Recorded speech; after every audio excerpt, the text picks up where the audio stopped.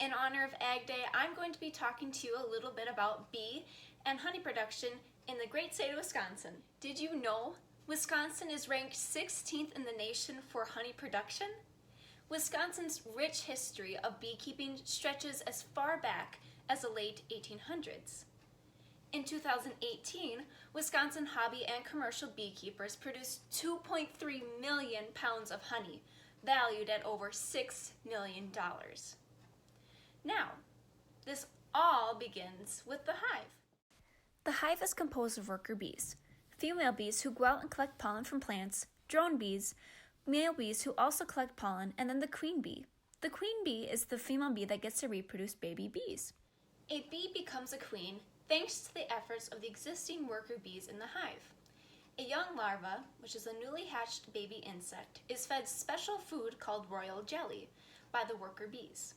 Royal jelly is richer than the food given to a worker bee larvae and is necessary for the larva to develop into a fertile queen bee.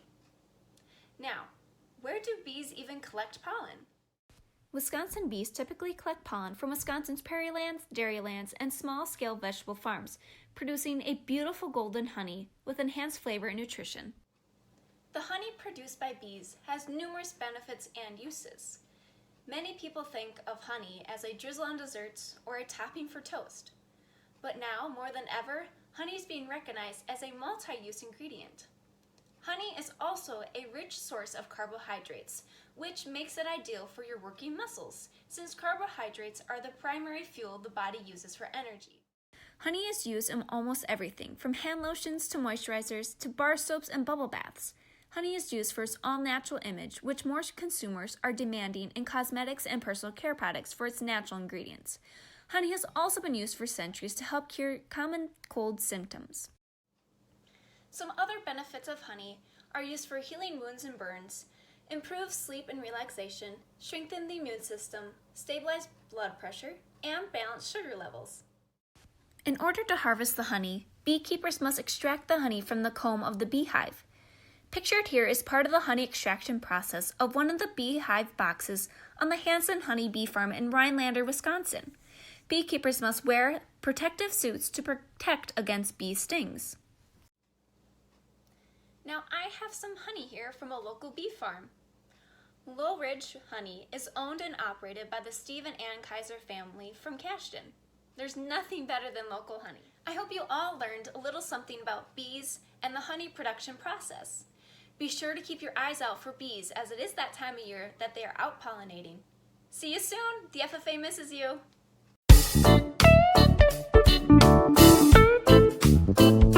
Hi everyone! My name is Lily Adams with Cashton FFA, and I'm here to talk to you a little bit today about chickens. First of all, just like humans, there's many different types of chickens with different colors and different feathers. With many different types of chickens with all the different colors and feathers, we're of course going to have many different types of eggs. As you can see, eggs range from dark brown to greenish brown, from super green to light brown to white, and then speckled. Here we have a couple different types of chickens. This one's called an Orpington. Most of the time it's used for like chicken nuggets and chicken tenders and stuff like that. It's also white, and it also produces this brown color of an egg. Next, we have a Cochin. These produce the green eggs, as we see. These are just like pretty birds, like the models of the bird world. And next, we have Rhode Island Reds.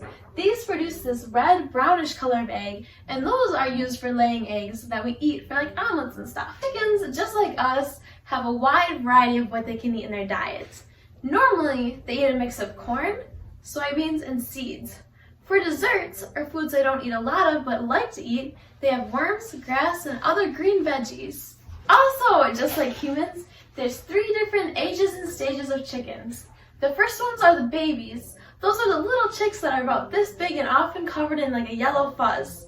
Second is the pullets. These are like the middle school ages, like not all the way grown up but not babies. Then last is the adults. Just like humans, they're fully grown and they make all the big decisions. Next, we're going to head out to the chicken coop so you can see a couple of these chickens. All right, you guys, so now we're in my chicken coop and we're going to learn a little bit about baby chicks. So first of all, baby chicks, they start out in what's called a brooder house. This is a metal cage pretty much that's really warm and has but now the important part is the baby chicks. Here's one, and it's called an Australorp. As you can see, he's very tall and very fuzzy. We also have some black and white ones, and a brown one. There's so many different kinds, and as they grow up, you'll really be able to see how they get different. Here are the little chicks in the brooder house. As you can see, they're all kind of huddled under the warm lamp, which is red. It's red because it symbolizes that it's warm to humans. It's just kind of like a giant incubator for them. Here's the food they eat. As you can see, it's very fine, so they don't choke, and it has a lot of nutrients in it. So now we're going to learn about pullets. Now remember, pullets are the second age of chickens. Oh, to keep our pullets separate so we know which ones they are, we put on these orange leg bands on their foot. You can see how Nellie's got one here. So this way we know that she's not too old, but she's not too young. Lastly, we have the adult chickens. These guys are they're the adults. They lay eggs similar to this one. They also are in the nesting houses where they can lay eggs. There's Blue, who is the chicken for the chicken pop contest. So her other friends are often outside because all of our chickens are free range. This means that they get to have the grass and the worms and everything else that they like. In a couple seconds, we'll see some of them. Here's Wine just running around, and here are her friends who like to hide from our dogs. All right, you guys, that wraps up our chicken session for today. But if you have any questions, feel free to contact any members of the FFA. I hope you guys have a happy, healthy summer. Bye.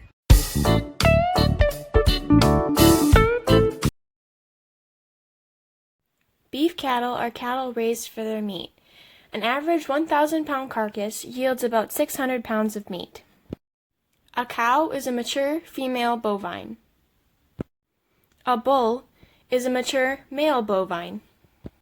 A calf is a baby bovine.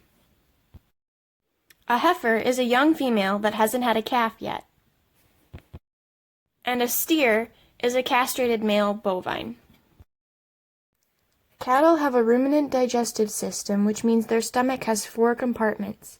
The 4 compartments are called the rumen, reticulum, omasum, and abomasum.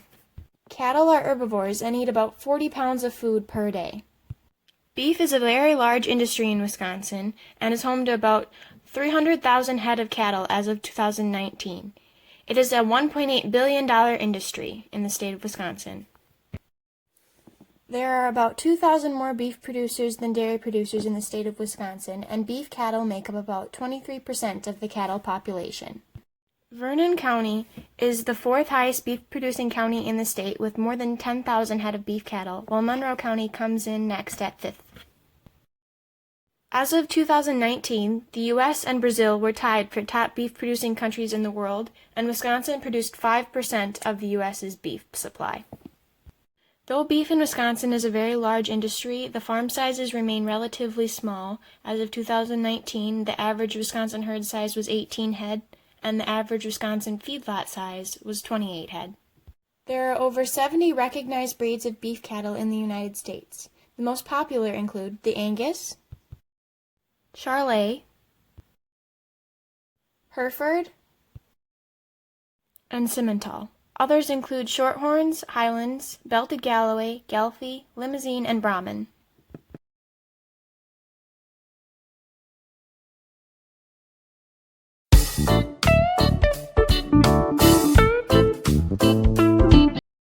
Hi everybody, I'm Benita Hanley and I'm going to teach you about maple syrup for our virtual egg day. So the process in making maple syrup. So first you need to find your maple tree. Then you need to place the spiles and buckets onto the tree so you can collect your sap.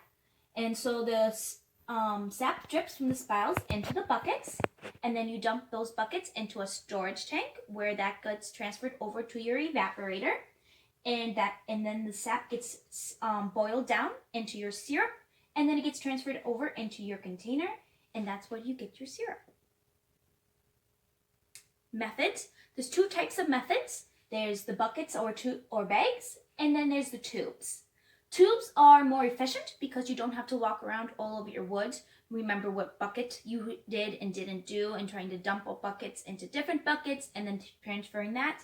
Tubes just run all over your woods and then down into one storage tank where you transfer that into another storage tank, and then that gets transferred into your evaporating machine. So tubes are more efficient, but some people still prefer the old-fashioned way with the buckets.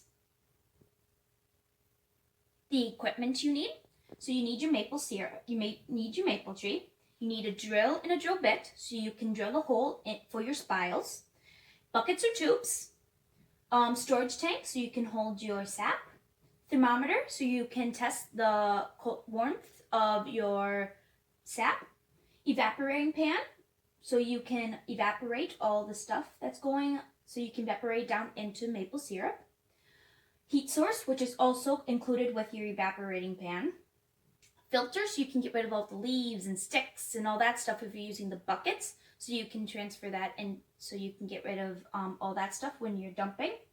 Finishing pan to finish your maple syrup, and then containers, like this one here. This is a perfect container to hold your maple syrup. The season. So trees start producing sap in the months between February and April. So the season's just about to get done. This is called the tapping season. So this is when you start to go and tap all your trees so you can collect your syrup. And then this is also because the temperatures are above freezing during the day and then below freezing at night, which helps the sap flow through the trees. And then we have many local places around Cashton, like Maple Valley, which actually has a store in Cashton. B&E's Trees Bourbon Barrel Aged Maple Syrup. Twin Farms, and then many of our local Amish collects sap and then produces it into maple syrup. So maple syrup is really important to Wisconsin, so have fun making maple syrup.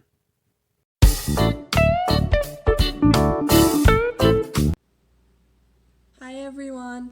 For our virtual ag day, we're going to do some cooking. What are we going to make? Cheez-Its. First step. Wash your hands. The first thing you need to do is grate your cheese. We use the fine side of the shredder so that it's easier to mix up. Next, cut up 2 tablespoons of butter. So you should have 4 ounces of cheese.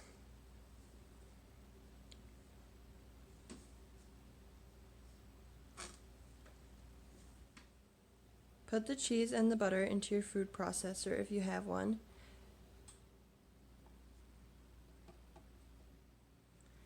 Blend up the cheese and the butter to get it mixed together, but not too long or it gets too mushy. Okay, press it.